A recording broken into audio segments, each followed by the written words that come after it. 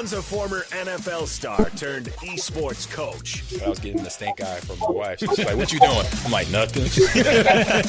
And one's a dad who can't stop playing Rocket League. These kids these days, they're like, blah, blah, blah, blah, blah, blah. We're used to jump and run. Together, they welcome you to Ahman Green's Gamers Lounge.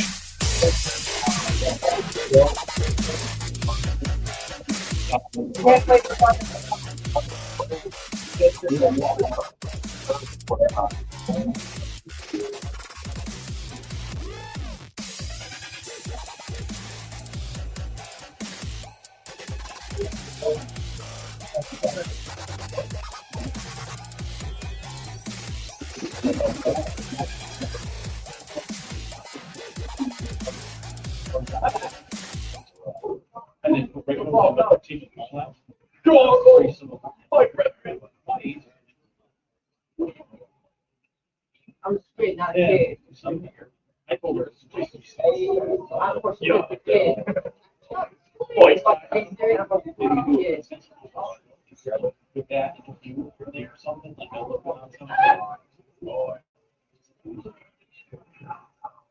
I'm out of here.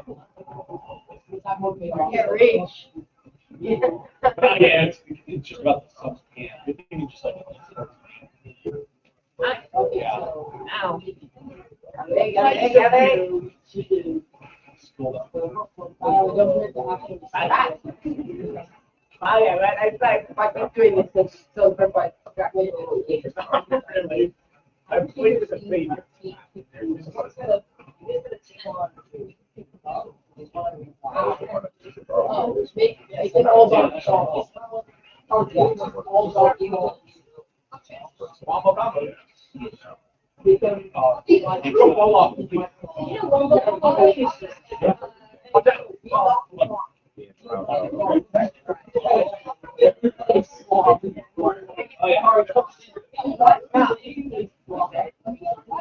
right, boys. Hey, guys. I'm here at West Fort High School in my hometown of Nebraska. I'm doing an esports camp this week, and we are esportsing it out. We've got breakdown of Super Smash Bros. Going on, Mario Kart, going on playing Fortnite and all of this week. So we have young kids in here that we're training, teaching, and coaching, and now we're giving another aspect of esports that everybody knows. The commentation, the doing interviews, the being part of production is a part of what esports does. So here in a little bit, since last show, I've been on the road again.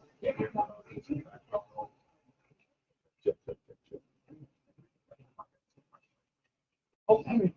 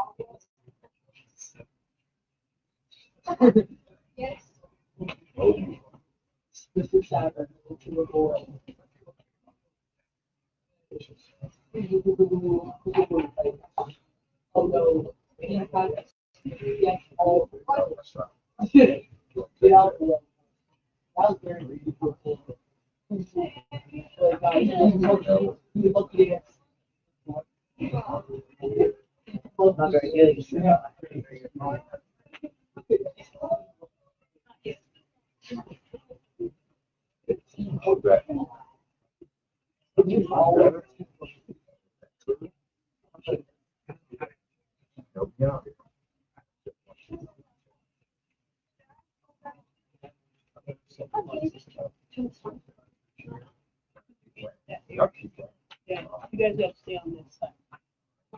I guess you can use this right here.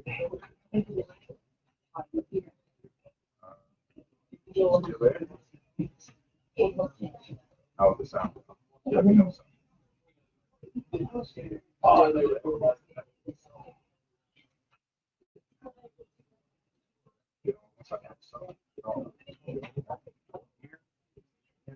He's coming your way.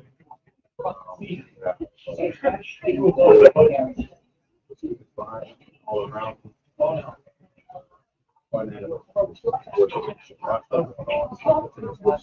Things coming up. Yeah, they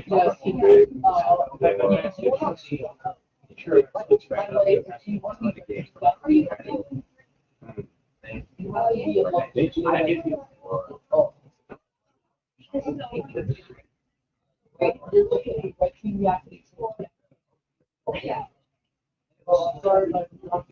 Right there.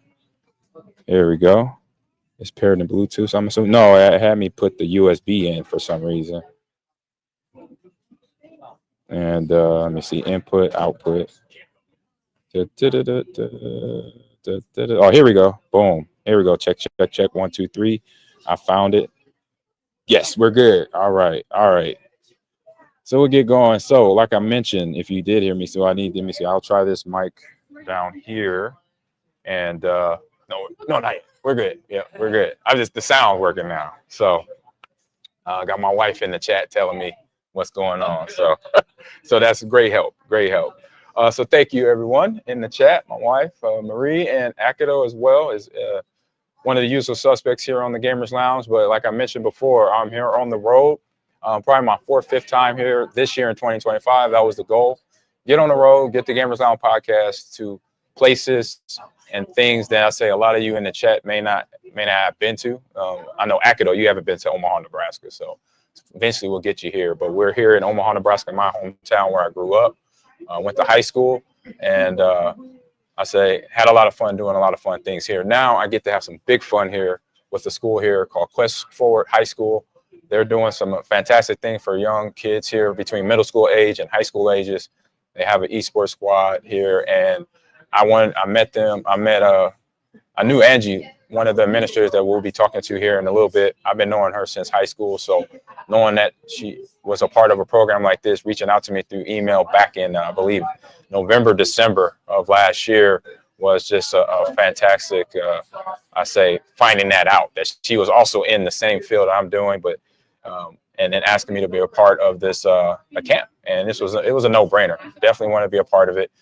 Since last week, so super busy. Last week I was in Utah's and Salt Lake City for a speaking engagement that went very well, and looking to do some, made some connections there, and looking to do some big things with the people I met there too as well. So now being home in Nebraska to be a part of this camp, and so I'm staying with family. Got family I need to meet up with, but creating more connections with some young people here and administrators here at the Quest Forward High School. So we're gonna get into my first, I say my little commercial that I have here from last week's show. So if you wasn't on last week's show, we're official. We got some commercials to run right now. So we'll get into this commercial break from one of our sponsors of the show, Drink on the Slide Drink. So jump into that, and then we'll get into our first talk with Angee and Ed Vogel that are a part of Quest Forward High School. So let's go to get this commercial break in. Let me go. Where is it at? Go down here. Oh, up. I gotta go up. Up. I passed it. There we go. Slide Drink commercial. Whether you're deep in the digital world or out exploring the great outdoors, Slide Drink keeps the good times rolling. So power up your play with Slide Boost for energy, Slide Chill to relax, and Slide Dream to recover. No matter where your adventures take you, explore with Slide. Refresh, recharge, and repeat. All right. Out of the break here, we have with me to my right, Angee Henry. Is a fantastic athlete at the University of Nebraska in track, along with myself at the time, but was a little bit older than me. Yeah, so I believe so. When did you come in? What year? So I came into Lincoln at 95 was my freshman year. Oh, so I'm 2 years old. So, I came in 93. Gotcha. So 2 years ahead of me, and but when I was in high school, I was watching Angee, and I was like, man, she's awesome. She is fast.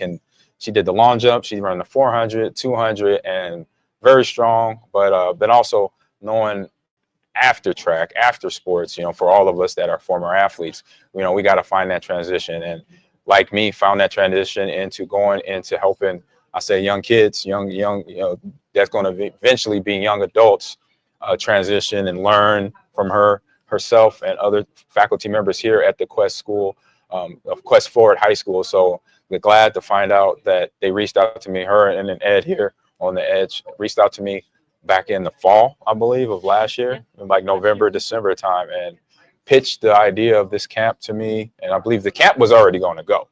They would just ask me, hey, can I tag along and come out and maybe be a part of it? And I was like, 100%, it's real easy. Why? Because one, this is something that's part of my foundation. It's part of what I like to, I say, grow in young people is, new ideas, new places, experience things to grow. And I think esports is that area, right? Because it's brand new to a lot of people, but it's not to a lot of people. But the aspects of teaching and learning that goes on in esports, in video games, all the stuff that is like surrounding it, that myself and Angee and Ed are discovering, that we could teach this, we could show them this and get them started here, but then it'll take them there, you know. And that's the biggest thing that I find when I've done my events, when I do stuff for fun, you know, with esports, you know, playing in the competitions and doing that is, yes, there's a fun aspect of it, but then there's also an aspect of it that where you find where the kids are now learning things that they didn't even know they were going to learn. You know, and that's the fun part of it. So I'm gonna get into the questions real quick here. So, but the first question I always ask my guests on this show, and this is the only one I didn't prep you only because I wanted to get a like a serious reaction on this, because we talked about it. You know, we have some type of gaming in our background.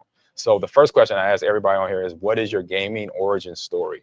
So the questions are, what game was it? How old were you, and who was it? Was it mom, dad, brother, sister, uncle, cousin, your best friend down the street that got you into that game and into gaming on any aspect? So Angee, I'll start with you. I think you could use the mic here. Yeah. So it was actually my brother-in-law. So my sister went off to the army, so he had the kids. Right. So I'd come over and help watch the kids, and he played Mortal Kombat. Oh yeah. So I was with the kids, and I'm like, well, what's that? so I was in college, and I'd come back home and help, and we were playing Mortal Kombat. And he was showing me, I like this, you know, the thinking, the strategies, and Raiden's my player. Yeah, Raiden or Scorpion, but just playing with him, he got me into it, and I'm probably not as into it as you, right. But I played that game, and now that I'm learning other games. But yeah, that's my origin story to wanting to do this and help others explore that area to grow in life. Right. But also that's my gamer story. So. Gotcha. Thank you. Ed, let's try it. So for me, yeah, I was a kid when the NES came out. Right. And for me, it was playing Super Mario Brothers, but especially Super Mario Brothers 3. I loved that game. And it was a hard game, and it would get to the point where I'd get frustrated and ask my mom for help. She was better than me. But that's a lot of my origin story, is just playing a lot of the Nintendo. I played Excite-A-Bike. I had a track game with a little mat that you'd run on, and you'd have to run and do the hurdles. I think that was the Olympic Games, like the '84 Olympic Games or something like that. Yeah, it was something like that. And ever since then, I have been, playing video games. I still play video games, right? I think it's just a part of our culture. It's part of how I grew up. Like right now, I go home every now and then, still, and don't mind, and play a couple video games. I'm really excited about the sequel to Ghost of Tsushima, right? Yeah, that's a I haven't bought it yet. I'm about to. I was just finishing up Jedi Survivor. Loved that one. I beat that. It was phenomenal. You're gonna love the ending, and then I'm into Star Wars Outlaws right now. Okay, so that's the other one I was looking at. I'm just waiting for that. You want to pick it up? I do want to pick it up. Finish the other stuff first. Yes. Finish the other stuff first. All right, but yeah, I mean, that's kind of my gamer story. I've been playing ever since, and getting into education. When kids talk about video games, I think it's really cool. One, it's nostalgic for me. It's something I've always done, and it's a cool connection I think we have with kids that I wouldn't have had when I played video games with teachers, because I didn't have that experience. Right. We had a few. Yeah. But yeah, very, very few. I think it's much more accessible now, and I think it is something that teaches them a lot of really valuable skill. Yeah, we're gonna get into that. So perfect. I'm excited. Yeah, let's get to. I have something to add. I've got to think back, because when I think gaming, I think of these modern games. But my dad had me playing King's Quest in the 80s. You know that game, King's Quest? I've heard of it and didn't play it, but I heard of it. Yes. So that's actually where I started. That's a PC game. It was a PC game. So then I let that slip my mind, because it's not the Xbox, not the Nintendo. Correct. You kind of forget. Right. And go ahead. Yeah, my story starts with King Quest. Nice. So when I was starting to tell my story, when I started to do my podcast, so I told my origin story on the first episode back in 2018 when I started this podcast. And for me too, same thing. Like I delved into the Tecmo Bowl and Super Mario Brothers that was on NES and Nintendo Entertainment System, and then John Madden in 1988 that was on Sega Genesis. But I was like, wait a minute. My dad was IT in Northrop Aviation. He brought an Apple II PC home, repaired it, and I had played Carmen Sandiego and Oregon Trail. So I was like, no, I was PC gaming first. It just the console gaming just took over and dominated. So I was used to controller, but as I became an esports coach, and I was like, man, I got to get back on this mouse and keyboard, because because I'm like, kind of like you. I know I used to harass my coaches like, hey, if you can't do it, why are you showing me? Right. So I was like, I better get on this mouse and keyboard. So if I'm teaching and coaching, I better know what I'm doing in terms of, knowing how to use a mouse and, mouse in terms of aiming or moving around, and the keyboard to know what buttons to push in any game, if it's League of Legends or if it's CSGO, because all that stuff is different. So awesome. Nice. I love it. I love it. I love it. Welcome to the show for sure. So Angee, you had an incredible athletic career here. We've been talking about it since I've been here the last couple of days. So how have you seen the values in what you did for track and field, like the discipline, the mental focus, and consistency? How's that can carry over into esports? Well, you saw yesterday, so I'm big on drills. So in track, we have to do drills. You don't learn how to run fast by just sprinting. You're going to sprint the way you know how to move. But if I can break that drill down or that sprinting down and have you do butt kicks or high knees or A skips, you can learn it.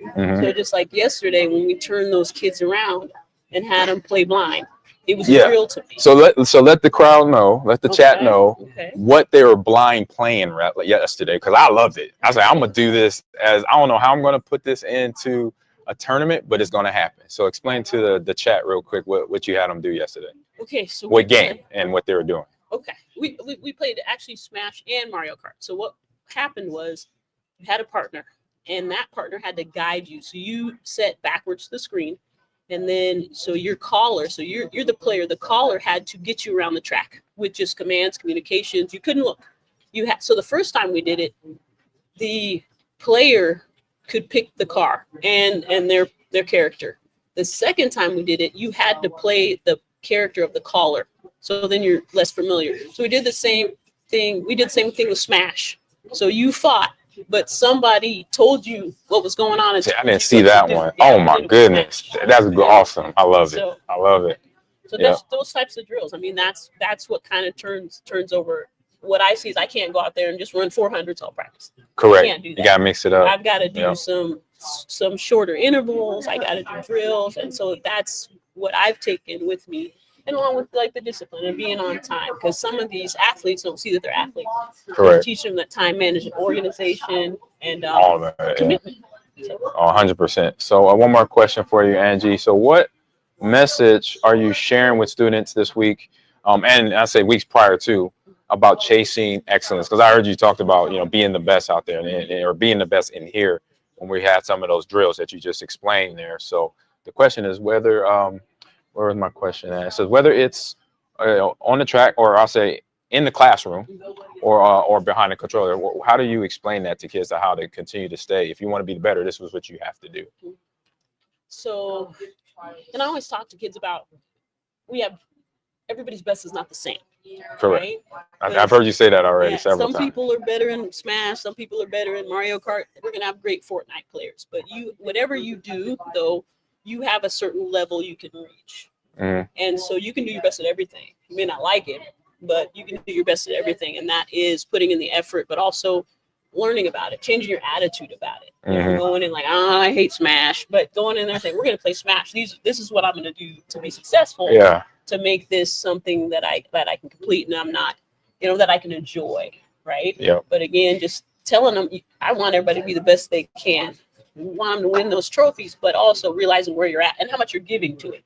So if you're not giving your all, you're not going to be where you want to be, right? And you may not reach your best, but that level of commitment in doing these drills and giving an extra time and setting down aside, not just to play, but to learn the game. Like some of the stuff we've been doing in there, like, okay, do you know the victory songs? Do you know the maps? Do you know? So chat, we had a session that started yesterday for me, my first day, where they had to guess the victory songs of the Smash character. So every when you win or lose, the winner, they have their victory song playing. And I didn't know. It was rough. I was like guessing very hard. So I thought that was awesome, because just another layer of knowing the character. Even though it's kind of off the mat, or it's off the map, the fighting arena, but it's still something that where you in conversation, you could be, hey, that's the song that if it pops up in the background. So I love, because, and then also gets their brains just moving in another direction, knowing that this is also a part of the game. And I should know that, because it's coming down the line. So I know it's either for one of you probably could answer this question. So where did the idea of this camp come from, and then the building of it as well? Because I know you did a lot of the construction of it, the meats and the bones of it. So explain where that started, and how long it took it to get to where we're at right now, sitting here talking. We're at the camp now, because I think it was yourself that started, with the idea. Right. So I'll start, and then Ed can kind of tell you a little bit more. Okay. So I came in new. I'm new to Quest. I've been here a year and a half. Right. So they had this summer exploration, and Mr. Tracer and I, we were doing esports, and we want to get more kids in here. That's going to be our recruiting tool. We want to provide an opportunity.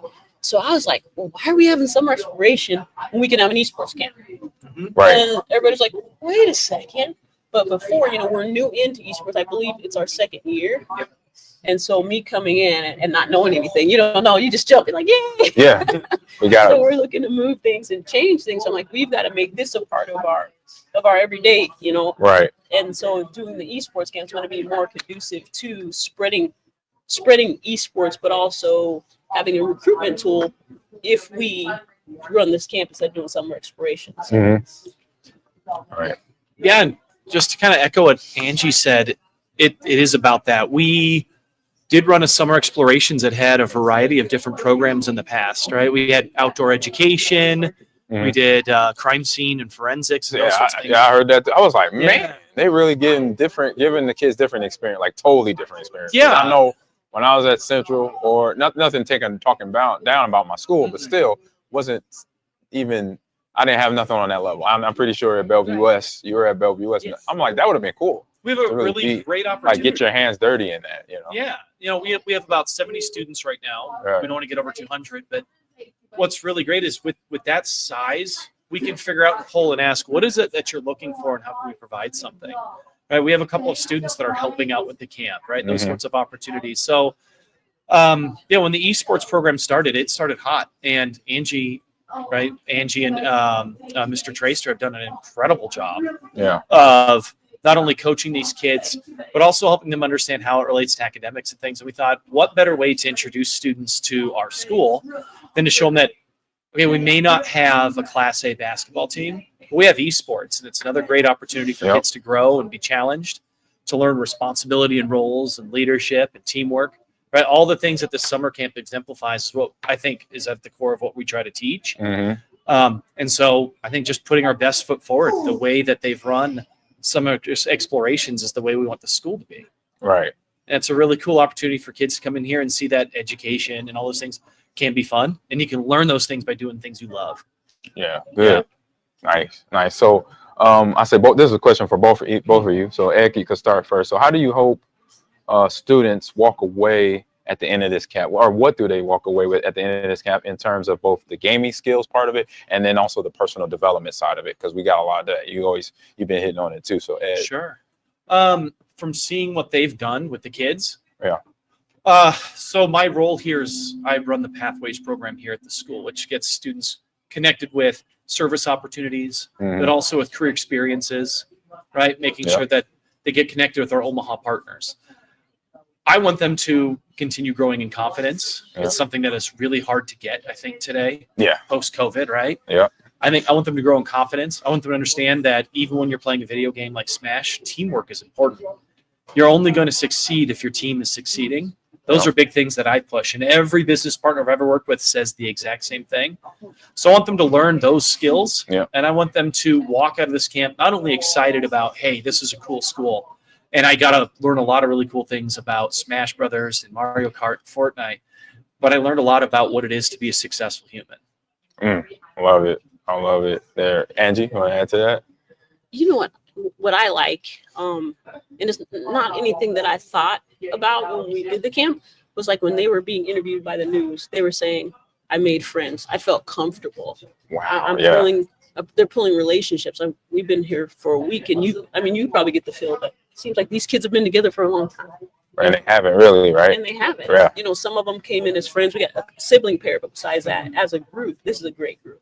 Right. And I like that they're taken away from that acceptance, and they're collaborating well. And that's, you could tell that's one of my big things: collaborating, getting along, communicating. So that's a lot of the drills we're doing, but taking that with them. But also the major thing is taking away that they're not just sitting playing video games, that they're involved in something bigger that can help them grow as a person. Again, maybe they go off to college, maybe they just do it in high school, which makes them be included in their school, and allows them to keep learning valuable skills like communication, collaboration, time management, you know. That's huge. Like that, or planning.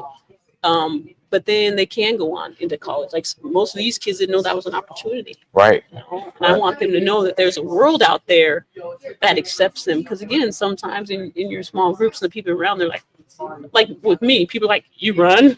Why would you do that? And, you know, they do that to gamers too. They're like, you play video games? Like that's nothing, but it's real. And I want them to be able to live their dreams and know that there's opportunities for them to do that. Gotcha here. Yep. So a question for you, Angee. How do you help these young gamers understand the importance of mindset and a mental preparation for competition? I think through a mindset. I think through just pushing that collaboration, communication. You know, when they're in the groups, and we have a middle school group, sometimes they're off task and they're not doing the right things, and just collaborating, helping each other focus on things, and realizing that they need to have a different mindset just in this area. I always tell you can be who you want, but if we're doing this certain activity, you need to know you need to be this way.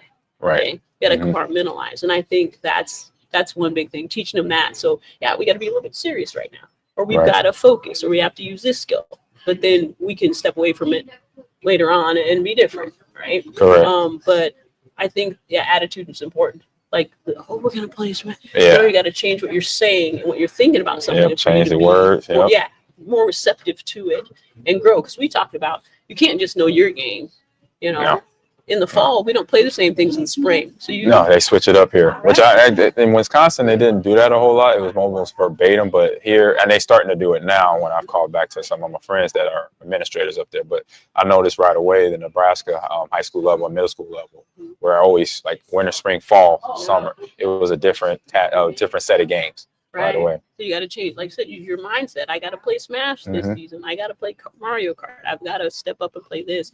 So having that mindset will help them succeed, because they have the skills to play all those games. It's what they think about the game that changes how successful they may be. So just letting them know that. Correct. And so next question for Ed here. So you kind of mentioned it already. How do you see esports as a tool for teaching important life skills and teamwork, strategy, and thinking, and also leadership as well? I think there's good competitors and there's not so good competitors. I'm sure you've run into both. Oh yeah. Right. I understand that. And I think part of leadership is understanding how to build a team of good competitors. Right. You want the competition in the right way. Life's going to be competitive. Right. After you graduate high school and college and you get into the real world and jobs and promotion, it's all a competition. It's about building skills, but it's not just shameless like self-promotion, but it's getting good at something and being passionate about it and showing people that this is what I care about, and you'll be valued that way. Right. You're going to compete for those things. I think there's also a lot of, from what I've seen, a lot of critical thinking. Easy. Knowing how to play my position. Right. When you watch Smash, there's a lot of communication happening between the best teams. During the team Smash, Exactly. Especially that team Smash, or if you watch them play Fortnite or VALORANT, right? Understanding your position, what you're responsible for, and contributing to a team goal. Those are things that I think we as educators try to preach, that I think esports could influence the classroom in a positive way. So I've been in education for about 15 years. And a lot of times, a lot of the motivational speakers we've had come in to talk to students have had sports past and talk about why sports are important to students. And it's the same values, it's the same things that esports can approach. And that's the thing, is it's that teamwork, it's finding drive, it's finding something you're passionate about, it's about leadership and responsibility. But we always have these people come in and talk about and relate them to sports, but esports is that too. And I think that we need to be thinking about that as a great avenue to get students excited about what they're learning, to kind of gamify some of what we're doing in the classroom. 100%. Right? Teach them about roles in the same way you teach about roles in something like VALORANT. It's just, I think there's ways to incorporate it. Gotcha. Anything to add there? Andy, did you want to add? No? Okay. Okay. And so I'll go into get another question here. So Ed, you could take this one. So what are some of your early success stories? I know this is the first time for the camp, but the esports has been going on for about, you said a year now or a little bit longer? This is our second one. Second year. So what are some early success stories or even highlights of you seen from the students attending the school and then also the program so far? Yeah. Do you mind if or do you want to start with this one? Either one. Please start with this one. Yeah. Yeah, there you go. Yes.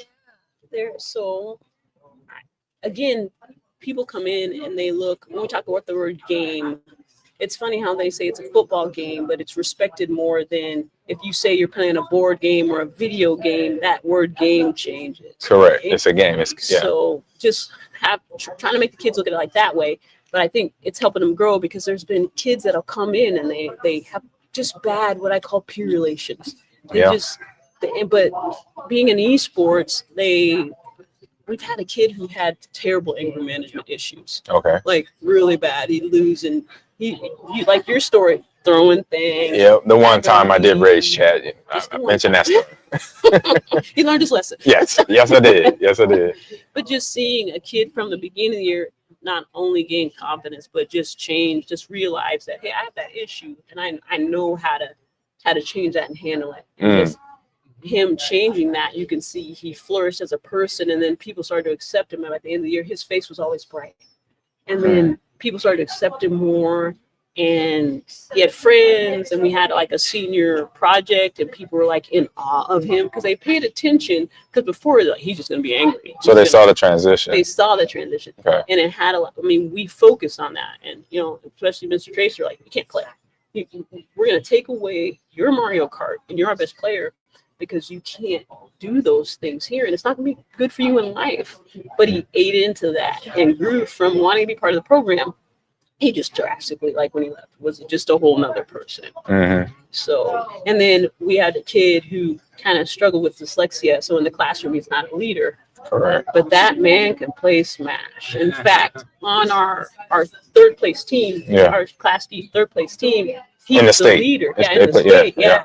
I mean, there's some practice. I'm like, I'll do the coach and the rah, the getting them together, man. You let them play Smash. You teach them Smash. Right. And he felt so important.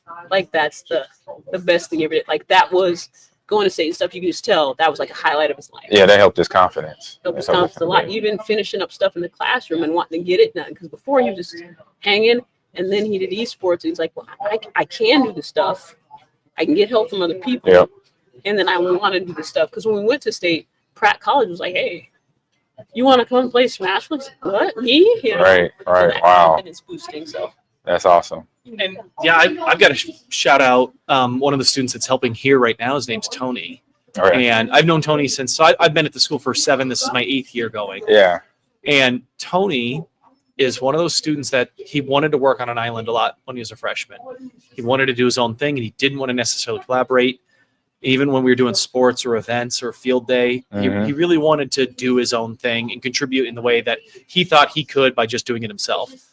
But esports has completely changed his character in that. He understands he is a part of a team and he has a role in what that is. And not only has that affected him in esports, that's been fantastic, but it's affected his entire outlook on school, on his future, on his success, right? So we're looking at some of those micro moments where there's students that have grown, but as a whole school, it's positively affected by esports. Right. It creates pride, a sense of school and pride. Of course. Yeah. Especially for students that maybe don't want to play basketball or football. That's great. I love that students want to do those things, but this is another place, another thing that creates inclusivity for students in that pride and contributing to the success of an environment. The other thing that I think it has really helped with is things like student attendance.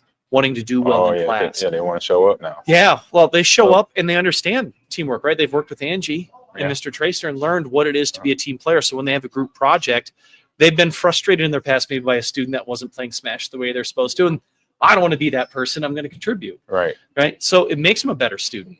It helps focus their attentions. It's something valuable that keeps them on track and makes academics relevant, right? Especially, I think, again, when we're talking about academics, we talk about things like I said before, teamwork and grit and those things. Same things we learn when we're participating in competitive sports. So I think it's it's been really great for us, and I think it's really great for any school that's looking for increasing their pride, making sure that all the students feel included in that, and building a culture that is proud of what they do. Yeah. I want to add something that touched my heart too, because I'm all about no one is born bad. Everybody's good. Yeah. And so, in high school, there's hierarchies. It's just natural. It's the social order that when we go to the cafeteria or to the commons area in the high school. Yes. But you also know, being on a sports team, there could be that one kid, but as soon as he's on that team, it kind of brings two people that wouldn't be together if they were just stuck walking down the hallways. And we have kids like that. We have our coolest kid played Fortnite. And then our best Mario Kart was that one guy that people didn't talk to because he was angry all the time. Right. By the end of the season, they're sitting there doing something together. And you would never, like at a very high school, you would have never put them together in a lineup. Right. They were just, he's like, man, yeah, I'll do that with you. Which made other people say, hey, we're going to do that with him too. Nice. Because he was a part of his team. They were esports. So. Yeah. So before, I got a couple more questions. Before we do, I got to get Mr. Tracer up here because he's been mentioned a lot and he's off camera. I want to come introduce yourself, sir, and what you do, because you are a part of this. Yeah. Yep. Or bring the chair up. Yeah. He did this room. Yep. Right? Yep. He set all this up. Yeah. He set all this up. Yep. So introduce yourself, and you could take that last question after you introduce yourself, Tracer. So I'm Avery Tracer. I am assistant esports coach to Angee. I like to say she's the brains, I'm the grunt. So that's what muscle, bronze. There we go. I had to correct them earlier. Yeah. No, keep going. Okay. Yeah. So honestly, just like the teamwork aspect. Like just seeing everybody work together. Like I know we talked about Ben, right? And just like how he worked so hard to get his grades up so he could play. Like I know both of us worked individually with his math grade just like during practice before he would even touch a controller. He'd get his homework done. Get his homework. And then we would have people come over and be like, hey, how can I help you? Teammates. Yeah. So like that's a cool aspect in itself. Gotcha. Just seeing the teamwork aspect. Gotcha. So I'll give you this first question here to wrap things up here. So what advice, and then Angee and Ed can answer as well, what advice would you give to other schools here in Omaha, around the country watching, because we're on Twitch right now, we're everywhere. What advice would you give other schools or educators thinking about starting an esports program? I think it's a great opportunity, right? I think just seeing what we have in this room right now, it's awesome. And if they haven't already, I mean, look at AI, right? In this world, and look at technology. This is where this world is going, is sports. During COVID, we saw like Formula One, it went big, and it was on ESPN, and it was virtual racing and virtual sports, like when 2K, like it's becoming big. Like I think that's just like a huge thing. So I think esports, especially at a middle school level, like what we're doing right now, that's huge. I think it should be involved in probably elementary level. It's cracking in some parts of the U.S. It's definitely cracking that area. So, Ed or Angee, whoever's next, it doesn't matter. Yeah. I think that there's also another unique opportunity coming from the academic sort of side of things, and thinking about setting students up with those skills that they need for careers in college, right? I think this is also a really great way to introduce students to STEM, right? There's a lot of critical thinking that goes into game design, for instance. If you're interested in games, sometimes you get interested in something like game design and start messing around with Blender, doing 3D modeling and stuff. Yeah, that's fun. I've seen that. Yeah, when students, they learn how to use what's it called? Twitch. Oh, Twitch. Right, Twitch. Yeah, we're on it. Yeah. Yeah, exactly. What we're on right now. I mean, what you were talking about kind of sparked this. That's broadcasting. Yeah. That's marketing. Right. They learn how to promote. Then they learn how to promote something and to raise an awareness for something. And exactly like you're doing. And those are skills that reach outside the classroom, but are probably more important many times to what a student is going to need in their future than sometimes our math and their science and our English, right? Yeah. Those things are important, but the skill set they need can come from something like esports, how to promote yourself, how to talk to individuals, how to communicate. Yeah. These are all great things that I think we can do if we think about, Twitch and those sorts of things. Yeah. I know Angee, for instance, gamifies a lot of her English too. She teaches English here too, and she gamifies it, and she has the students make podcasts, and she has them make commercials, and all of that relates to what they're doing here, right? Yeah. And that's kind of our philosophy as a school, but she's really done an outstanding job blending the environment, thinking about esports and how can esports and academics work together to create a better holistic person. Yeah, that's what we're looking for. It's really Angee, cool. finish us off here. So advice, I would, and we've all played sports. Sometimes schools, you can't get a qualified coach. Your English teacher says, hey, I'm gonna, just like I did, I'm gonna do this for you. I may not be well versed, but I played Mortal Kombat when I was 20. I'm gonna do this, right? Right, you're gonna give it a shot. Yeah. So, but if you do that, make sure that you learn and grow with the kids. Don't just sit back and let them play. It's not just about them sitting and playing like this and you getting your stipend. But this is a reward basically right now. Mm-hmm. That's how y'all do it here. Yes. That's what I paid attention to. So when they have free play, they earned it. Right. Yep. But teach them skills, because behind every sport, doesn't matter what it is, you have the opportunity to grow young people, because we can hide following instructions behind Smash. we can hide that skill of getting along with others behind Mario Kart. So if you're not well versed in game, at least do that for the kids so they can grow as a person through what they love. Because if you're doing something you love, you're willing to, you're out there, you want to soak more in, but we can teach them those life skills again that makes them valuable people in the community through what they love. So just do that. Yes. Yes, indeed. Yeah. So thank you for answering the questions. Great answers. I just love it. Question that I usually ask everybody, closing out is where do you see this camp going from here? Because I know you already mentioned it for next year. Yeah. And he already said, he want me back next year, and Absolutely. we're going to do it. So any other, like from either one of you too, to share that. What do you see going? I think it's a great opportunity to do, right? I just want to see more of a turnout, and this is the first time we ever did it, right? So this is a stepping stone where maybe, hey, Quest does this really awesome middle school camp. Let's do this. Let's send our kids here, because they're always on the Switch, or they're, maybe next year we can incorporate Rocket League a little bit more, or, a couple other games. So I think that's a good Overwatch, more competitive play that we do. So.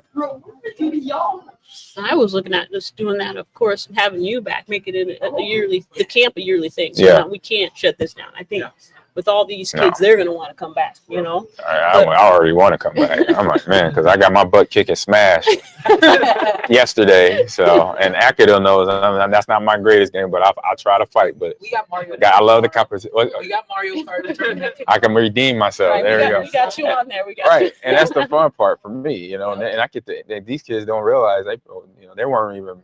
I said they were either babies or not born when I was playing ball, either one of us, and don't know what we did athletically, and so to them we're just going to be Mr. Green and Miss Henry, which is that's the part I love. They're just having a good time basically. So I'd like to, I've been like, and that's how I am. Like, how can we make this better? Where can we go? We could have a esports club where people we have this room, pop in once a week and learn strategies, or even. You and I talked about, hey, it's middle school 2 days. Let's have a high school tournament out here. Yeah, come over for 3 days, and maybe some teams stream in, but we have them here enjoying that. So just extending that esports community in Omaha, and just adding to it. Yep. So Angee, Tracer, Mm-hmm. Ed, thank you very much. I know we talked about getting some of the players up here, or some of the students part of the camp. Did y'all? I don't know if y'all know who would be a good talker in here to answer a few? Drew or Harold? Yep. You just go tap them on the shoulder if they want to come on up. Yep. You can leave that right there. Yep.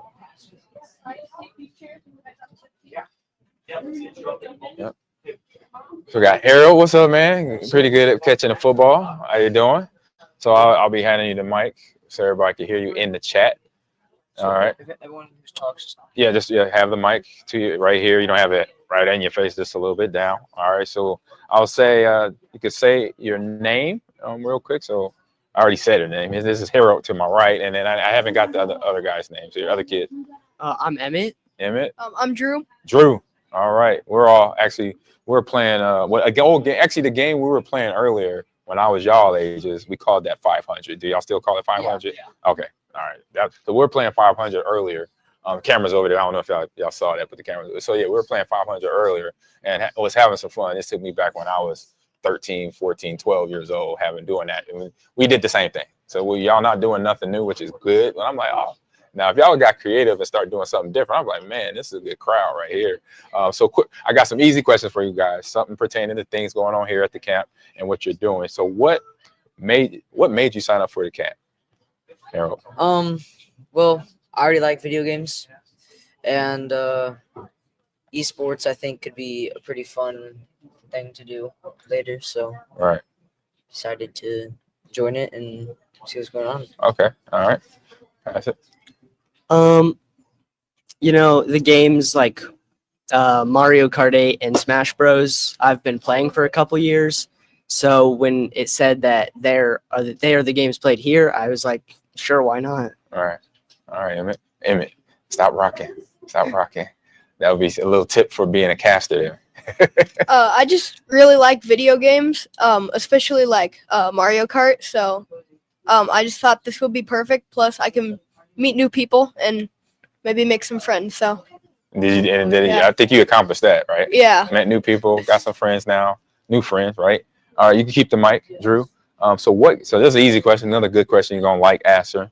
What games do you guys love to play and why? So starting with you, Drew. I really like to play Mario Kart because I just got really good at it and it's fun. It's like really satisfying to do your drifts perfect and stuff and take shortcuts. So right, and really the shortcuts. Yeah, you just said that because I remember that's how you beat me one round. I was like, oh, he on was that a sight bike track?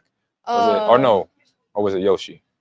I know maybe I don't know. I think it was Yoshi Circuit. Yeah, Yoshi Circuit. Yeah. He took that one curve onto the grass and had enough boost to get through there. I was like, dang it, he used a shortcut on me.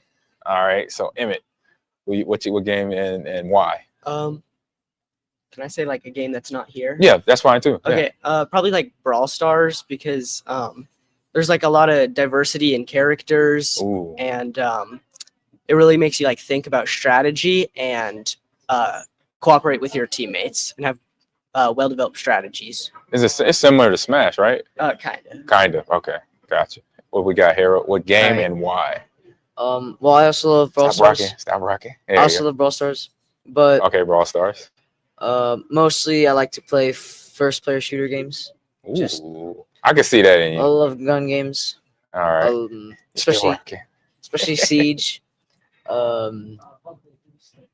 Okay. All right. So I'm not picking on you. I'm just saying. So we talked about shoutcasting earlier, right? So when you're rocking, that's like a nervous thing. So you started rocking even though you were rocking, right? So when when you watch the news, do you see the news people doing that or ESPN? Like rocking back, exactly. So just this is a tip. So if you ever thought about wanting to shoutcast a game, that's one thing the director is going to tell you if they have the IFB in your ear. They're gonna be like, "Hey, Harold, stop rocking. You can't move around."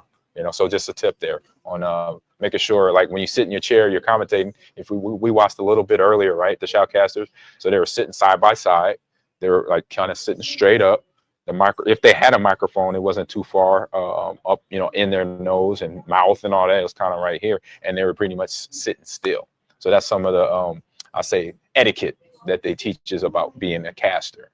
They're saying, don't fidget around, don't say or and then don't rock in your seat. Is one of the big tips, for directors that I say organize a cast there. All right, next question here. So I think this is the first time for this camp for all of you guys, right? Yeah. That's because it's the first year. So that's an easy question. You don't even have to answer that. So, but I will ask, since participating in this camp for the first time, what is it about the camp that you like? Outside of it, we know the game and you love it. You love doing that part. But what else do you like about the camp?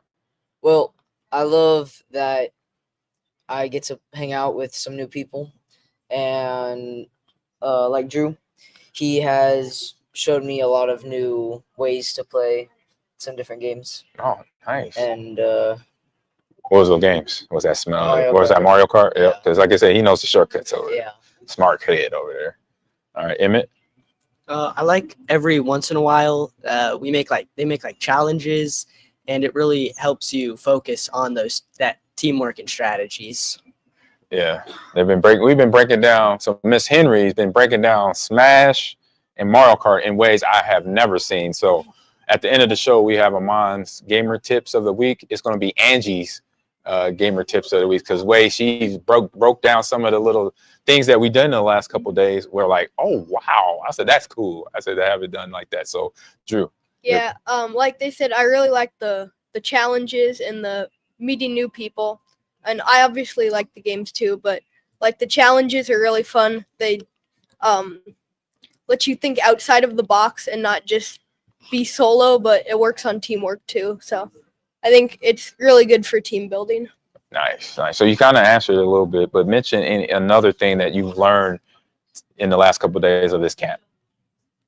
Something I learned. Yeah, something you learned here that you didn't know before the camp. I kind of just learned like how to be a team player, and like one thing I learned is like how important sight is when you're playing your games, because like there's one challenge where you have to turn around and another person like tells you what to do in the game, and so you just have to trust them. And that was like really crazy because it's like, wow, you really don't know what to do without the sound of the sight of the game. Yeah. It's like that was I'm with you there. I was like, wow. That was hard. All right, Emmett, what you got? I think it's like, even if it's like a solo game like Mario Kart where like everyone is their own racer, you can still help out your teammates. All right, gotcha. well, it kind of took what I was gonna say.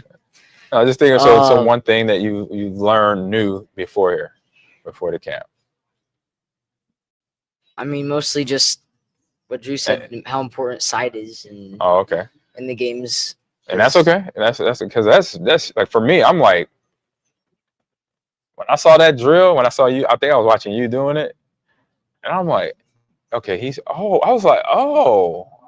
I said, so you really got to either one, memorize the maps, or whoever's talking has to be really detailed and articulate and saying, okay, you got to drift right now. The turn is coming right now. It's just like you got to let them know the turn's coming. You got to know is one that you want to drift hard on, you want to drift light on, like that type of detailed communication. So I was like, that's pretty sweet right there. And originally I did it with Emmett, which is what I've done. Like I played a lot of games with Emmett before. But then they had me do it with a random person, and that was a lot harder to communicate. So that's an adjustment, right? So like you said, comfortable with Emmett because y'all been playing games together, so you know each other like a teammate in whatever sport you play, football, baseball, basketball. Yeah. But now you got a new teammate come in. Now you got to make the adjustment because they might either talk fast or slower, or talk real low, or talk too loud. You're like, man, you got to turn that down a little bit. So that's just adjusting to it. So I love that part. All right, got a couple more questions for you guys here. All right, what's been your favorite moment so far? Even though it's only been 3 days for y'all. What's been your favorite moment here at the camp? Well, probably when me and Tony won the Super Smash tournament. That was pretty cool. Nice. What was your character? What was your main and what was his main? Tony mains Lucario, and in that I mained. Oh, Tony. Okay. I mained Ridley and Little Mac. Nice. Emmett, what's your favorite moment of the camp so far in the first 3 days? It might be like meeting Drew, because like, you can meet new people, and yeah. There you go. Yeah. Everything's been so fun, but probably my favorite moment is like the challenges we do. Like guess the character by their outline and stuff. Like those are really fun for me because you just like it's like so intense, but then it's just fun at the end, and then you get prizes if you win. And then obviously meeting these two guys. Yeah. It's been fun. Pretty sweet, man. Oh man, I wish I had an esports camp. Trust me, when I was y'all age, I would have had a big fun. All right. Couple more questions here to wrap it up. So starting with you, Drew, you got the mic. So do you think you can keep playing games competitively after the camp ends? I'll try to. I don't know if it'll work out, but I'll sure try. I love the answer. There you go. All right. I mean, maybe, but like I don't really know if I'm on that level to play competitively. Okay. Yeah. I would say the same, but maybe in Siege, if I keep working at it, then possibly. Yeah, because you like right now you're getting all new tools in your toolbox. Right. And ever since I got the flyer for this, I've been playing some more Mario Kart and stuff, so that's definitely gotten me better. Right. So I take it you haven't been playing a whole lot, mostly the Rainbow, like you said, shooters, Rainbow Six Siege, stuff like mostly that. Beforehand. Nice. So that's now it's gotten you. You got more, I'll say, more thought process of other games around you, more awareness, I would say. All right. Would you be interested, knowing what you know now, interested in joining an esports team at your school now? Yeah. I've talked about that before. Mm-hmm. And I think it'd be a really fun time. Yeah. There's nothing bad about starting an esports team. And I know, at least in my friend group, we all love the game, so. That makes it easier. Yeah. Yep. Emmett? Yeah, kind of like Harold said, like we go to the same school and we're friends. So if our school started an esports team, I think it would definitely be really fun to join. Yeah. Yeah, I think like if my school had a esports team, I would definitely join it, but they don't, so kind of unfortunate, but I think it would be fun if they did. Gotcha. All right, last question for all three of you. Thanks again for doing this. So what would you say to a friend that is not here, that never played esports before? What would you say to them about coming to this camp next year? I would say that it's very like inclusive, so no matter what skill level you are, they'll be accepting, and it's a very safe environment to just go out there and have fun and try things out. So there you go. I would recommend it. Nice. Yeah, kind of like Drew said, nobody's like mean ever, even if you're really bad. And it's just fun to play games all day. Yeah, you're learning. Everybody's learning.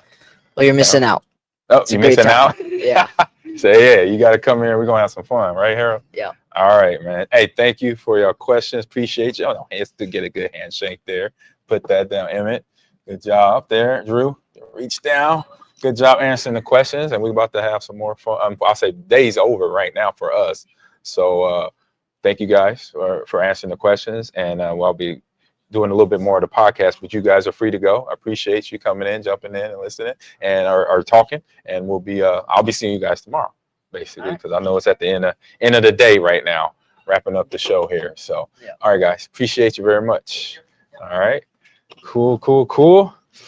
So we got the couple more topics. I know hopefully the lights won't get turned off on me here today, but I think I got a couple things I gotta run down here for the show itself, because we got some big things coming up in the next segment here. But I will throw to a commercial here, and we'll get into quick hit news bites when we get back here. Who we got here for a commercial? We got our people at Stay Plugged In, the partnership that I created last summer. So here's a little word from Stay Plugged In. See you in a minute. Looking to turn your passion for gaming into a college opportunity? Stay Plugged In is the premier platform connecting esports players with college programs nationwide. Whether you're grinding on VALORANT, Rocket League, or Overwatch, Stay Plugged In gives you the tools to showcase your skills and earn esports scholarships. Don't just play, get recruited. Visit staypluggedin.com and start your journey to the next level today. All right, we're back here on Ahman Green's Gamers Lounge, and we just had a fantastic interviews with Angee Henry, Ed Vogel, and some of the students here. We had Harold, Emmett, and Drew that were all a part of the interview of our special guest here at the Quest Forward High School that is doing a fantastic summer camp here. That if I was in high school, I would have been all over this. I definitely would love to have been a part of this. I've done football camps, I did basketball camps, I did track camps, but an esport camp, a video game camp. And if I was when I was in high school, would have been just the icing on the cake for me. And so the closest thing for us being grown old folks is if we don't go to an esports camp, we go to a big con or we get useful information about other games that are coming out. So I'm about to share to you with the quick hit news bites here. Let me run the audio before I forget. So I know we're doing this thing right here. There we go.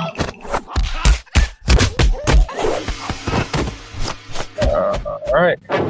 So with the help of my good friend Akido on behind the scenes here at the Gamers Lounge, we have the state of play for PlayStation 5 or PlayStation in general.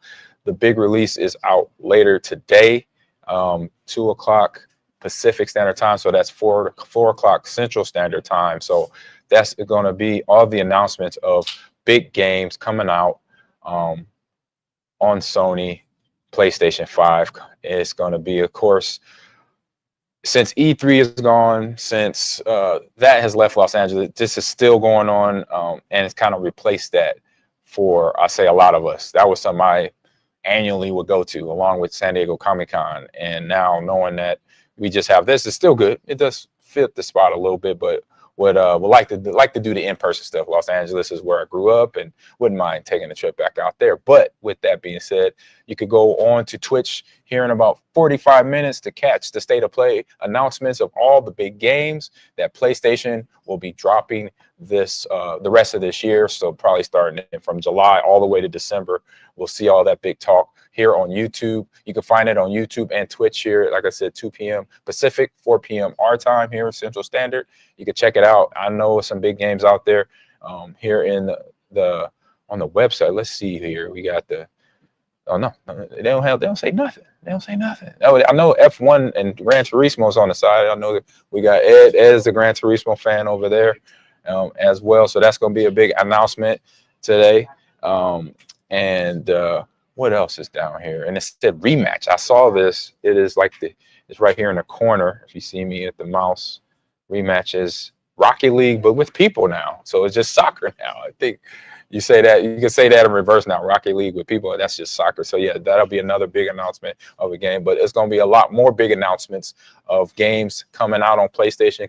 PlayStation has a nice list of PlayStation exclusive games. I believe I know another game Ed mentioned, Ghost of Tsushima is one of them, and that may be on here. It may not, but it's going to be other games that hopefully hear from them here in the next 45 minutes or so.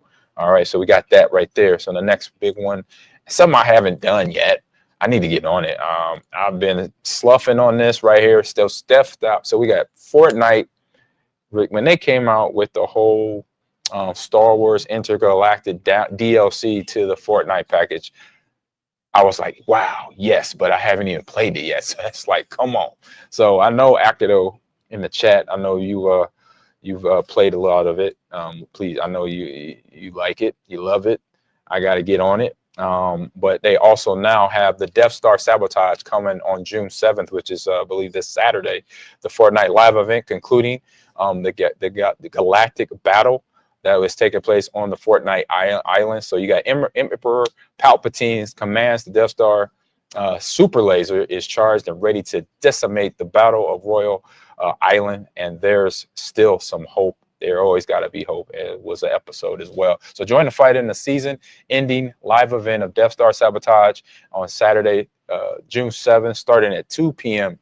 Eastern time. So that is early on the West Coast. That's about 11 a.m. or maybe 11 a.m. on Eastern on the West Coast. So that's super early for that. So get down there, get online. You actually need to probably get online today to get your Fortnite account. I say get the DLC loaded. If I know I haven't. I know I did, but I haven't played it. But if you had not, get on there. You can actually do it through the iPhone and or the Android phone to get things set up in your game and be ready to go and get some of the I say there's some of the Easter eggs that are waiting for you when you play the Fortnite, the ending of Fortnite, Star Wars Galactic DLC. It's been going on for a few weeks. You get one of these graphics right here, the Quicksilver Batron spear pickaxe. You also get the assault on the Death Star loading screen. So before the Death Star was sabotaged, the Galactic Battle approaches. It's in a special login rewards for all players. So make sure if you want those login rewards, you get in and play it. I know Akido, you did that already. You knocked that out the block, off the box. So yeah, I love Chicken said, I'm leaving Coach, but Coach Green, are you going ITI covering Fortnite tomorrow? I might have to download. I'm on the road, so I don't have it downloaded on my Xbox. And that's a lot of GB for me to do that. So maybe. And I don't know if I'll be able to get it all down. And so it might, and nothing probably won't happen. I might miss it because I'm like, I don't have, well, we do have Fortnite here, and maybe I could help out. They could help me out with that here at Quest Forward, where I'm like, I need to log into my account and get some things landed to my, to get, you know, Ed can help me out there. Cause I know we're doing Fortnite in either tomorrow or the next day. So I get that downloaded, and if they get it downloaded and I can play on my account, then they help me out a little bit. So there you go. All right.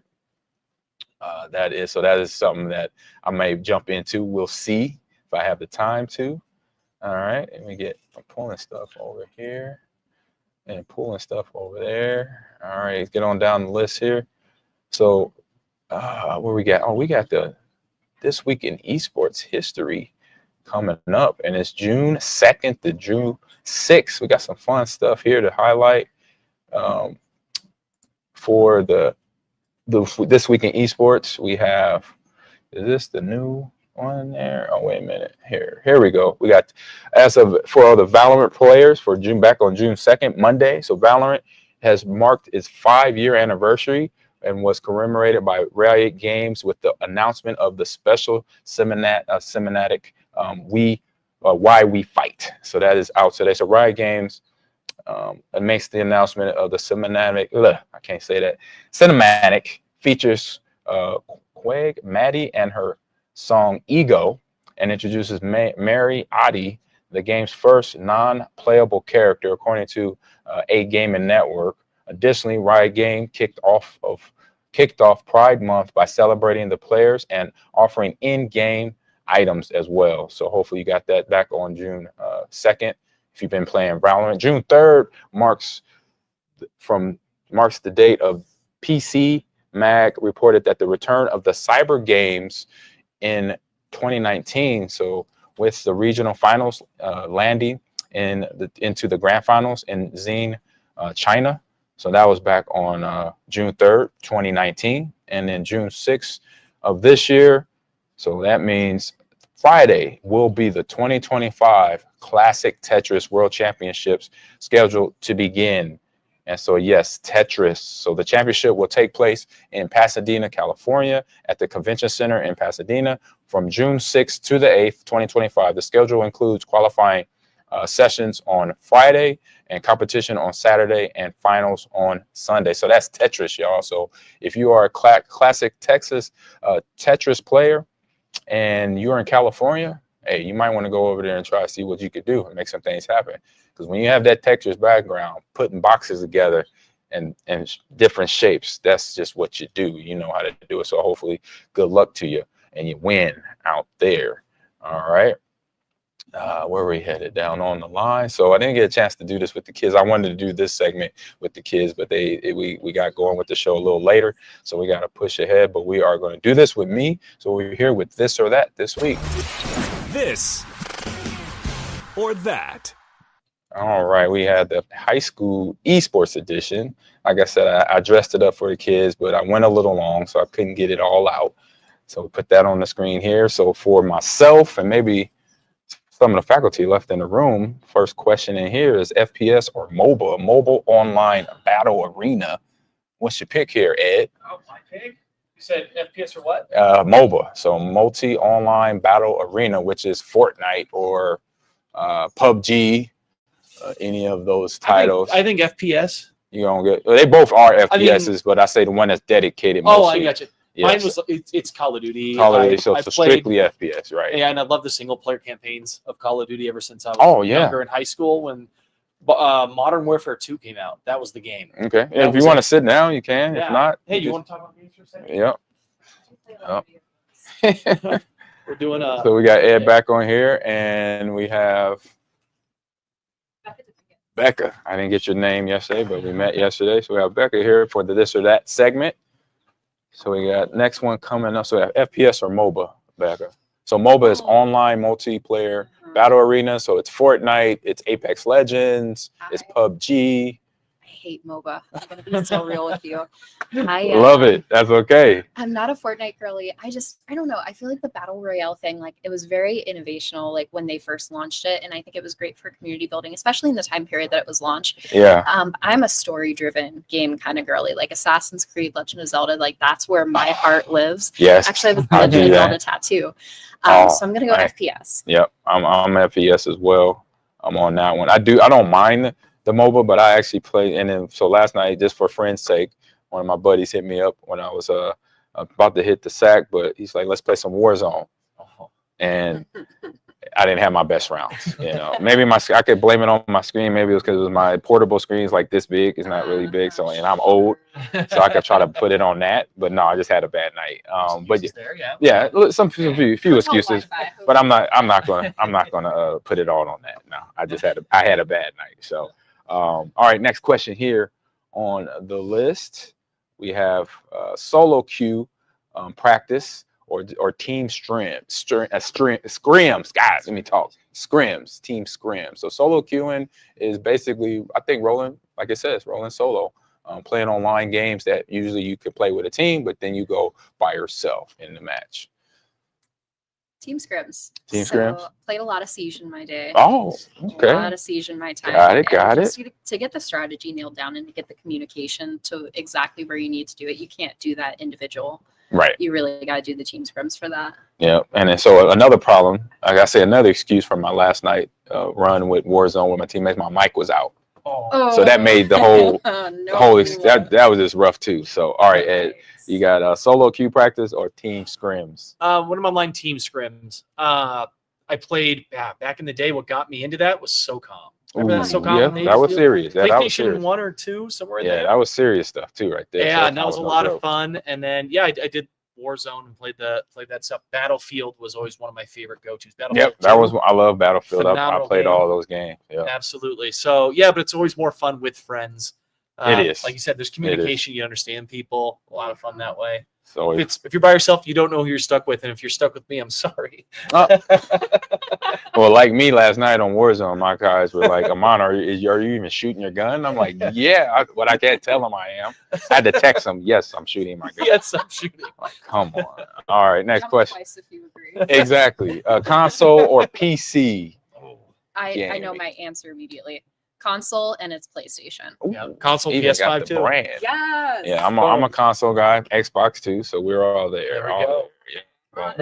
More cross-play, please. Yes. Oh, it is. I It's mean, getting there.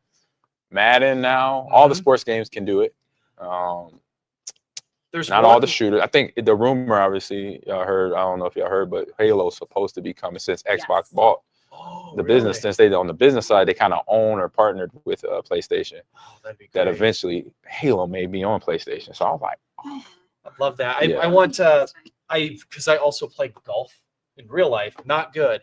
yeah. Well, it's the other. It's both ways. Well, no, But I'm good on the video game. Good like on the video game. 2K golf. 2K golf. 2K, But yep. yeah, in real life, I'm not good. I got to get my skills up. But I've been playing that EA Sports, the Masters, the new one. Yes, That's it dropped. fantastic. It's great. A lot but of guys it doesn't play have that. cross play.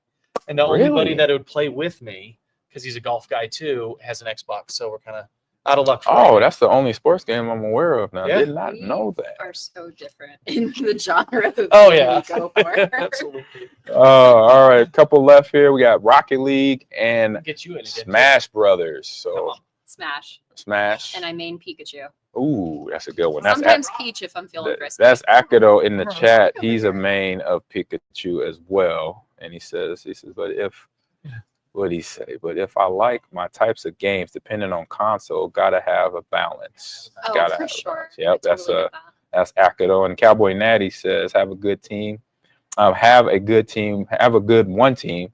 Great to stream, cool stuff for all this. Congrats, giving us kudos for doing this stream here at the Quest Forward High School. All right, thank you there, Cowboy Natty. And like I said, Akido said, "Let's go Pikachu." Yeah. Pikachu is his main. Yes, and me, I would say Smash, and I say most of my time is with Kirby. I got a lot of time, but I've been like being a coach, right? I'm trying to do other things, reach out to other players. So I've been messing around, getting used to Rob, the robot, and Meowth. Is that how you say it? I always say that. I messed it up. I'm overthinking. I was trying not to mess the name up, but Mewtwo. Mew. Yes, my favorite Pokemon, Houndbark. Ooh. No, I'm just playing. That's a joke. Oh. There's no Houndbark. I was about to. Well, the way the names go, you had me. Well, they come up with anything these days. They do. So honestly, I could probably just put two inanimate objects together and just assume it works. Yeah, they do that with Pokemon. You would have had me with no questions. All right, last one on the list here. So dreaming. So this was actually, like I said, it's built for the kids, but hey, we have dreams too still. So dreaming of a college esports scholarship or going pro. Here, we got a kid in here right now. Oh, one. Come on. Get over here, buddy. All right. Aiden's our Fortnite captain, so he's Nice. going into his senior year. Come on. So up. Aiden, been helping out last couple of days, and so dreaming of an esports college scholarship or going pro. I'd say esports scholarship. Ooh, why?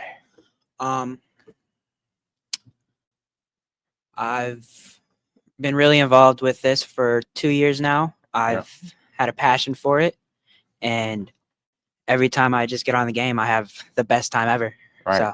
Nice. Yeah. Well, I say I've coached at the college level for several years, and I say it's a part of gaming now where you'll get the full experience. Yeah. You get to go to college, get your, pick a major, and that major most likely could be in the same industry, real easy because of all the tech that is involved in different areas, and that covers all the other areas that possibly where tech can be. So that's one thing, if you got esports under your belt already, then work towards being a coder or even writing, writing stories, writing RPG, stuff like that. That is a big part of it. So for me too, I would say I would have definitely done the college route for myself as well. So I was like, that's how I was with sports, with football. I was like, I got to go to school and get my degree because then and then my mom put it, I have a backup plan just in case football don't work out, I get hurt or something, then hey, I got a degree, I could go teach, coach, or sign up somewhere and maybe working. So, all right, Ed. Oh, I tell same thing you're saying. I tell every kid, go for that scholarship. Mm-hmm. I mean, it's going to be an important part of your future. You're going to take the skills you learned from your esports team in high school, and you're going to be able to apply those things while you're at college on a scholarship to kind of guarantee your success. Like you said, having a good backup plan is important. Being pro at something is great, but we all know the odds. It's pretty hard to get there. It's tough. There's also some of who you know and those things, but getting a college scholarship, as long as the program keeps growing the way it is and the way we envision it, I think that colleges are really smart to include esports not only into their programs, but for scholarship options, because it's a great way to get some really good kids into their programs. Yeah. I feel like as the college counselor, I'm supposed to have like a very clear-cut biased answer on this. But to be truthful, I'm going to play devil's advocate and say you don't have to have either. Like, I think it doesn't have to be a this or that. I think you can have both. You can get the scholarship, open that door for yourself, get yourself an education. And then, especially if you pick up on a college that has a fantastic esports program, that can help you gain so many new contacts, and that can open so many more doors for you and just diversify your playing portfolio in such a phenomenal way that you can go pro after college and still have that education to back yourself up. Now, if I had to give a straightforward answer and not be a fence sitter, I'm going to say the scholarship because, free money, get that bag, get that education. I like that she said get that bag. I think it's both. I think it's both. That's hilarious. Oh, thanks. So thank you. That's the end of this or that. We got this week in video game history. So some of this might hit on because of some of the ages. I know I'm old up here. Hey, how old are you? I'm 40. Yes, yeah, I'm 8 years older than you, man. So this day in video game history. So we had cartoon on June 2nd. So on Monday. So this Monday, Cartoon Network Punch Time Explosion was released on the Nintendo 3DS here in North America on June 2nd, 2011. All right, so that game was the crossover fighting game featuring characters from various Cartoon Network programs. So it was pretty much similar to what we've been playing the last couple of days in Smash. So the game developer was Papaya Studio, published by Crave Games. And then on June 3rd, so yesterday, Super Mario Brothers, The Lost Levels, the Japan edition was released in Famicom Disk System in Japan on this date in 1986. So that was definitely none of y'all were babies or not born. Wait, what was the year? 1986. Oh God, no, that's like a good 11 years before my time. Yep. So and then the next one here, or so the secret one. Also, it says this was a direct sequel to Super Mario Brothers. The first one was designed to be more of a challenging for experienced players. While the game was well received in Japan, the Nintendo of America released a different game because it was basically too hard for everybody here in America. The first one was too hard. Right. So Super Mario Brothers 2 came out here instead, and the original Mario's 2 was later then included in Super Mario All-Stars compilation for the Super Nintendo Entertainment System, and was renamed then later The Lost Levels. All right, and then today in video game history, Nintendo introduces the Game Boy. Oh, it changed everything. 1989, June 4th. That was a great day for a lot of households, a lot of kids that day. I know I'm on that list. So this handheld device, designed by I don't even say Gunpei Yokoi, quickly became a cultural phenomenon, transforming gaming into a portable experience. And you see, this is some of the reasons why, and what the handheld console delivered to us. The Game Boy was small in size and had the battery life up to 30 hours. I wonder what they could do with lithium. I wonder what they could do today. Oh my gosh. But I think it could probably have that thing that lasts 80 or 100 hours today. Think about it, just the switch from like. Yeah. I mean, I feel like it lasts about 24 hours. Yeah, and that's a lot more demand. And that's more demanding. Right. And not even the Switch, thinking about like the progress from the Game Boy to the Game Boy Advance. Oh. Right. That's what I grew up with. Like I would play that thing for weeks, just beating down my Pokemon Sapphire cartridge. Oh. And another good one. I actually played that. Yeah. All right. So then we had between the portability and we talked about battery life, simple design. It's muted gray, causing monochrome screen. That means no color. I was like, but that was okay back then. Because it was like I was happy just to have it on the road. I didn't need all the colors. So and its innovative button layout were easy to use and very appealing. And then Tetris, the Game Boy game was bundled with Tetris, a game that quickly obviously became synonymous all over the world. And I'll say if you are a Tetris head, you know how to pack boxes, you know how to do a lot of things. Another thing, like we said, we talk about skills. I tell my wife when we're moving stuff around, I said, I got it. I will buy, I can make space. I'll be boom, boom, boom, before it all like hits the bottom and clears out space. Thinking under pressure. Right. Faster and faster and faster. Correct. Yeah, and then just starts, you're sweating. And then the Game Boy was a massive success, selling over 100 million units worldwide. So that was on June. What day was that? June 4th, and now 5th and 6th. June 5th, Game and Watch.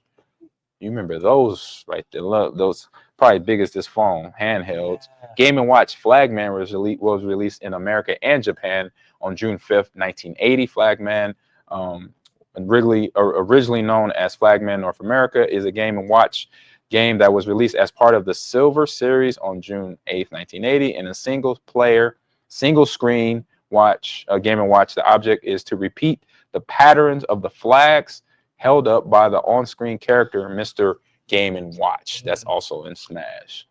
You know, I don't know if y'all did y'all know that. Yeah. All right. Then the last the last day of the week on Friday, June 6th, The Legend of Zelda: Link's Awakening Japan Edition. The 4th Zelda game was released in Japan on this day back in 1993. I was a junior in high school at Omaha Central. That is on good question. It says the first installment of Legend of Zelda series was released on handheld game console. Link's Awakening is one of the new few Zelda games not to take place in the land of Hyrule. Oh, that's just saying where it took place. It doesn't say the console. Wait a minute. It did say handheld game console. That's a good question, Tracer. Assuming a little the link. So yeah, it just breaks down the game that it was not in Hyrule. It didn't take place in Hyrule. So that's one thing about it. And it does not feature Princess Zelda or the Triforce relic as well. So instead, the protagonist is Link, begins the game stranded on Koyolit Island, a place guarded by the well-like deity called the Windfish. Assuming the role of Link, the player fights monsters and solves puzzles while searching for 8 musical instruments that will awaken the sleeping Windfish and allow him to escape from the island. So I just remember Legend of Zelda 2 on NES. I played the heck out of that. But I was so young, I just really struggled. It's another one of those. Oh my god. It was a fun game. The one that we're talking, Super Nintendo. Oh, was it Super Nintendo? Okay. Super Nintendo. Gotcha. I know they just remastered it a couple of years ago too. They just re-released it within like the last 3 or 4 years, I want to say. Yeah. Oh my god. Oh, it's a lot, and it's going and going. And I hope they never stop. Yeah, They can milk that series for all it's worth, in my opinion. I'm with you with that one. So, all right. So the next segment here is game releases. It's time for the game releases. Game releases. So, I looked at the game release. Good job. Thank you, Akido, for getting the research done for me. But I would say most of the game releases are all on Nintendo Switch, because why? Nintendo Switch comes out tomorrow. So I'll just say this is the first time on the Gamers Lounge where we'll do a console release game, release of the week, not just game release. So you got games that have already been released over the last 5-6 years, from Cyberpunk 2077 to Hogwarts Legacy, all the way down to Yakuza Zero Director's Cut. All going to be on Switch 2 tomorrow. So you got, we're looking at, if we're looking at this list, this is about close to 20 or 30 games here that's coming out with the Switch tomorrow worldwide. And obviously for the people that pre-bought or pre-sale or pre-buy the game, you get all the little, I think it had Easter eggs to it, between skins for your Switch. I believe seeing the commercials, y'all seen the commercials, right? They got magnetic, now the clips or the Joy-Cons connect magnetically now. And the screen may be a little bigger. Is it a little bigger, or is it the same size? Yeah, it's a little slightly bigger. So you got, and then you got what I say one game I saw that was like, it had Street Fighter 6 Years 1 and 2 Fighters Edition. Saw that one. I was like, And I'll say I also question, like, now that I guess this is having a game like Street Fighter and then Fortnite.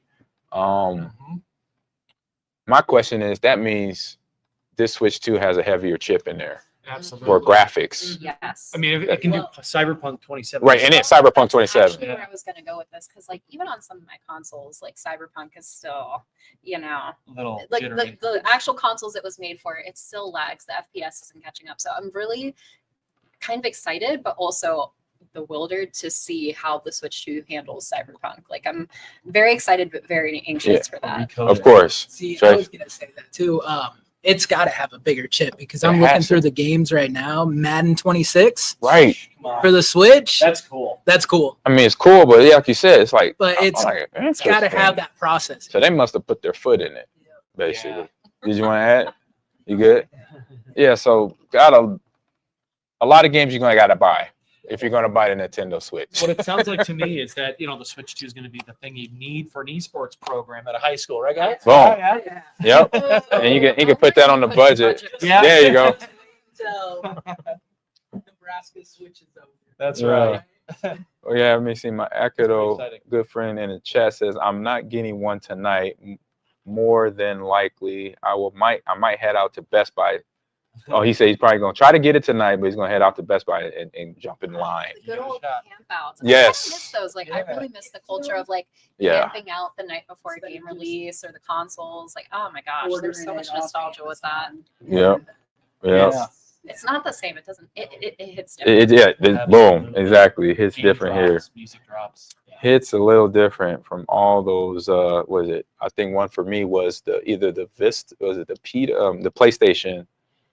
The first PlayStation had the PS Vita. Yeah. That was the second one though. Or The PSP was the first one. Yeah. It was the Vita that I waited in line for at the Best Buy, but it was during the day. It wasn't overnight because I knew the manager. I knew one of the managers. So I was like, he said, just wait in line. I was like, I have no problem. Waiting in line. I'm gonna get very happy to wait for my Vita. And God actually have it. And just got to get, sometimes I think it was with moving some of the wires that help charge it. So I just got to find a charge wire for it. It does still work. So boom there. So let's real quick head to a commercial from one of our sponsors, Lucid Sound audio headsets. So let's check it out and we will be right back here in a second. Level up your game with Lucid Sound, the next evolution in gaming audio.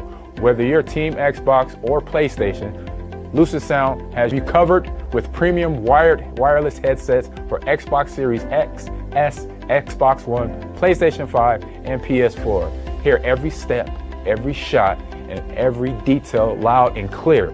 Comfort meets clarity. Game with Lucid Sound. We're back. I do have the Assassin's. I have the code. I have a code for it, and I haven't used it. I haven't. Been so busy. So. Did you hear the rumors for the what? I don't know if this is official. Don't quote me. Don't hit up Ubisoft and be like Becca Dominguez said this.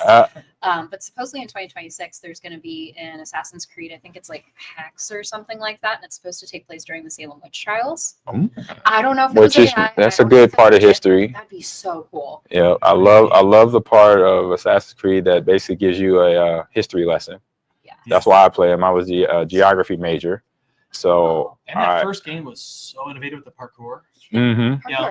Yep. Yeah, it's that open world. It changed the way open world was played. I loved it. But you know what about the first game that really got me? That you could do crazy parkour, but you couldn't swim. See, yeah. I'll tell you, not. You couldn't swim? No, dying. Really? Yeah. I forgot that.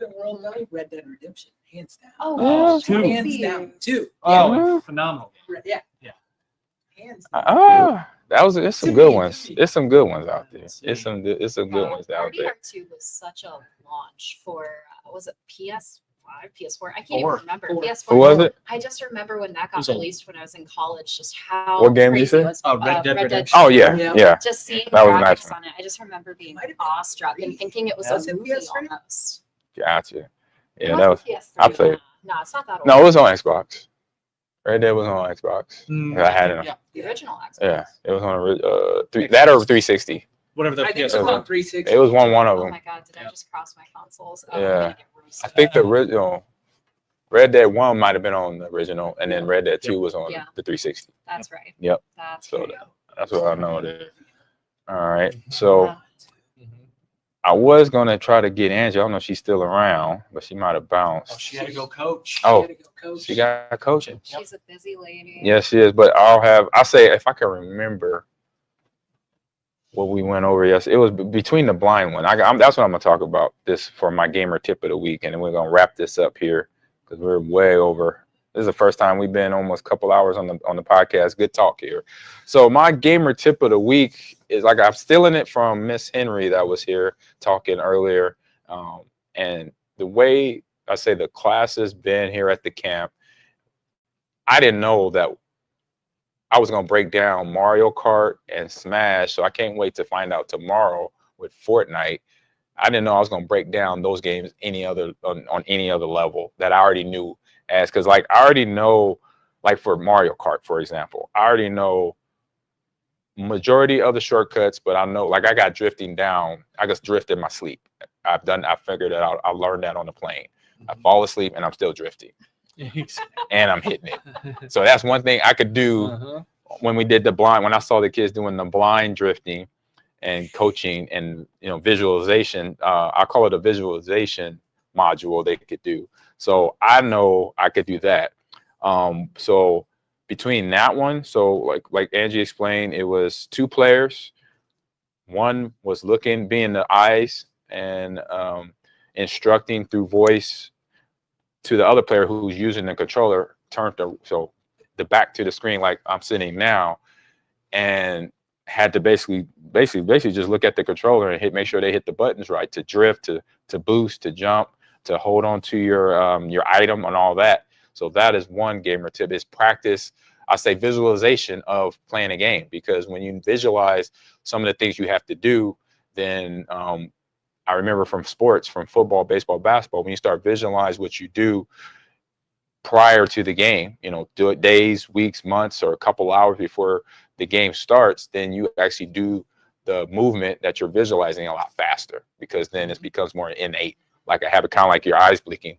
They just blink. Now you're going to just be hitting the drift. Or you're just going to be making sure you're lining up the reticle and the FPS just right, where you don't even have to think about it. And so that is one gamer tip of the week that I saw from, like I said, I'll steal from Miss Henry there. And it was another one, interesting one, where this was the Smash one, where you had the kids playing. You had one playing just with the attack button, and the other just controlling the figure or the character. So they had 2 different. So you had two people, 2 different controllers. You had the movements, and then you had the combos, the combo attacks or the attacks. So right. So I thought that was, because that right there, teamwork, right? And I would say patience, collaboration all day. 100%. And even though it probably doesn't sound like a tip, but I think working on that stuff is a tip, because you got to have patience, you got to have collaboration, you got to have teamwork. If you don't have those things, even if you're mostly an individual game player, like for somebody that just plays Madden all the time, it's gonna happen someday. And I say in my book, I think that it's cool because they get to listen to a different voice. It's not just their inner self. Right. It's a different voice. Hey, I'm going to put my trust into you. If you tell me to take a hard turn right and then I go off a cliff, guess what? Well, I'm done. Right. But, and I didn't hear it, so I didn't listen. Hey, edge guarding, like you're falling off, you're jumping off the side. Right. So, and they did the same with Smash, too. They did the blind play with Smash. So the player that was fighting and doing all the combinations doesn't see the screen. His partner, or whoever he or she is, they're describing, okay, you're getting close to the edge, or here comes Wario with the combo, you got to block it, you got to hit your shield real quick. And so it's like, and you got to relay those words into basically moving your fingers. So you got to hear it really quick, so you can just move your fingers and imagine the screen in front of you. Like that's what I would do. I would imagine that I'm watching the screen in front of me, and my fighter's here, the other fighter's there, and I'm like basically going at them. I think that's what I would do, to visualize it. So that's a big thing. And that was a big thing I did in football. I would visualize me scoring touchdowns. I would visualize making a first down conversion or a big play, because then the nervousness was less every time out there. So it wasn't no panic button. There was no, oh man, I'm not going to do it. It's like, it's going to happen. And as soon as it happens, I get it done. And I had my teammates that were mostly juniors and seniors at Nebraska asking me, or not asking me, but they had the confidence in me. And I was a true freshman. I was straight out of high school, playing on those teams back then in the 90s. But that was part of I could do that, because I started visualizing doing things positively and winning and succeeding and just getting the ball, trying to get the ball in the end zone. And I remember my first time in the huddle with between Tommy Frazier and Aaron Graham and Aaron Taylor. Aaron Taylor, he didn't grab me. I thought he grabbed me, but he didn't. But he's like yelling at me in the huddle, but it was all good. He's like, "Freshman, we're going to get the football and you're going to score it." I'm like, "Yes, I am, Mr. Taylor."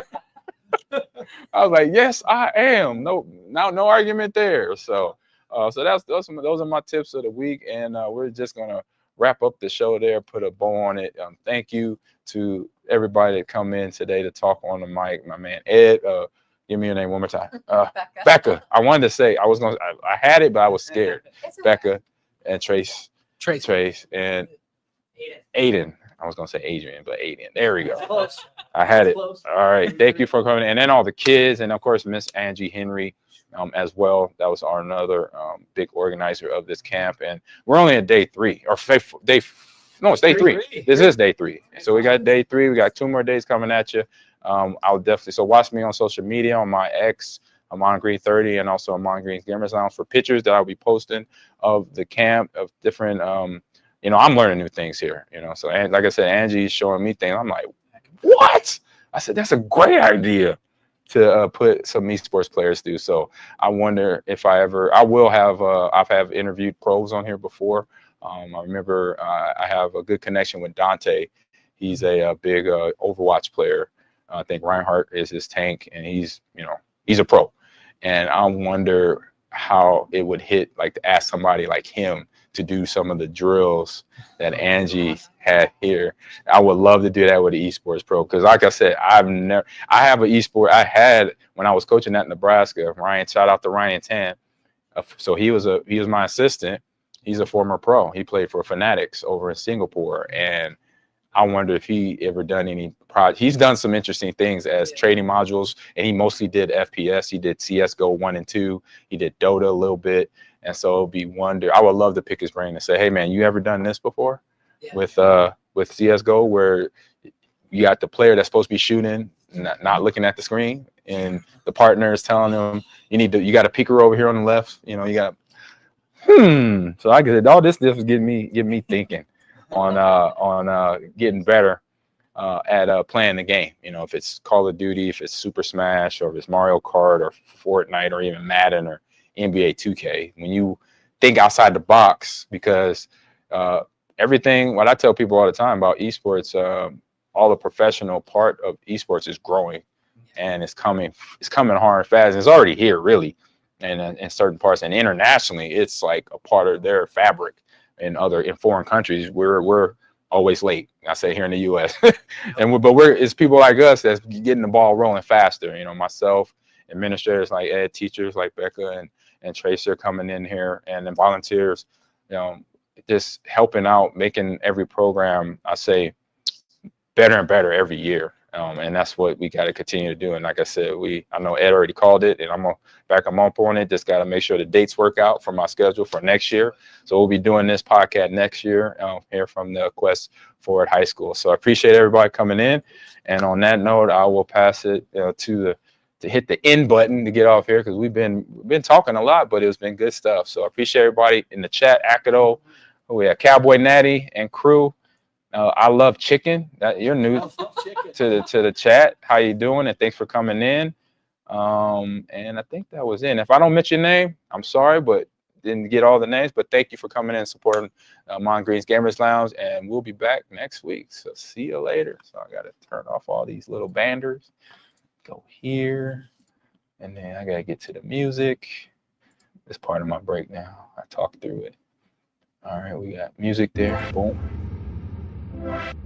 Up to this screen that says stream ended, so they know don't come back here no more. Boom.